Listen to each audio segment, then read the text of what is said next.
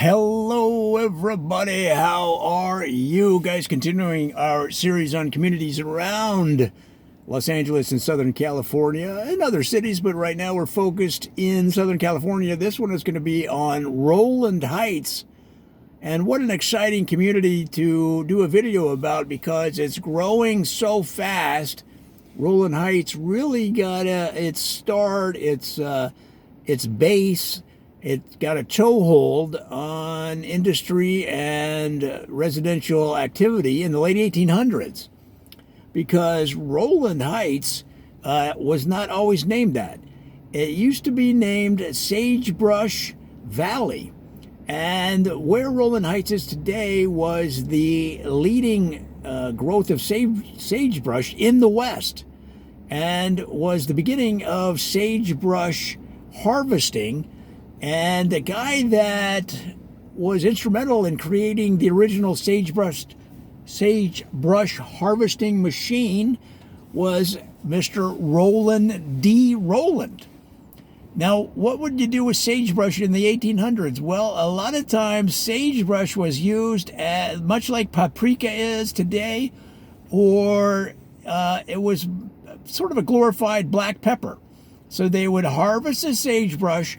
They'd mix it with different seasonings and sometimes they'd put a little garden variety soil in there to give it some strength and to add a earthiness to it that you couldn't get otherwise. So they'd put actual dirt right into the sagebrush.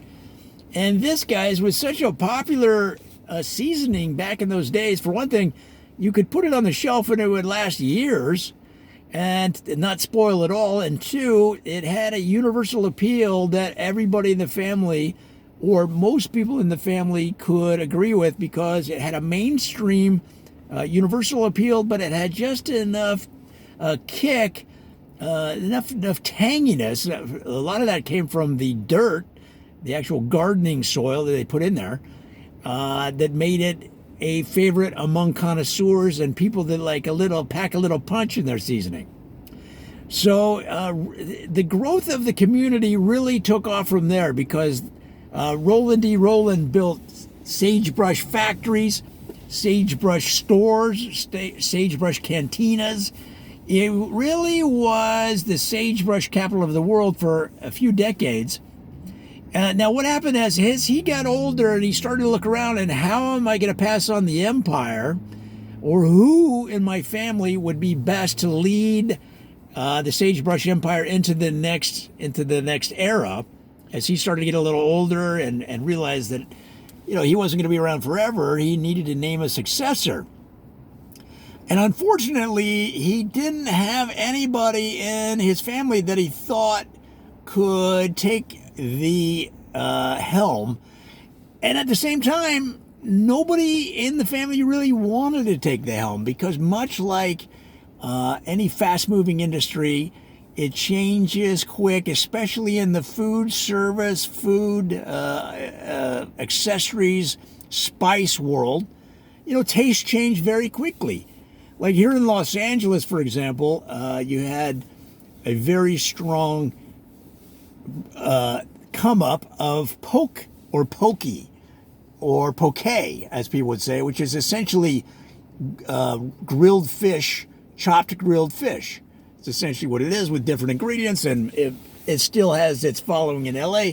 But for about 6 months, you couldn't go half a block in any direction in any part of Southern California without stopping in and seeing a poke bowl restaurant or shop.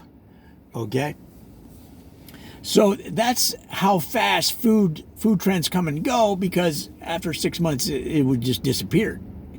All right, and then it was something else. So in those days, sagebrush was on the way down because there's only sage is a very specific taste that was popular in those days, but as people sampled more food from around the world, they realized that there were better spices than something that tasted a little bit like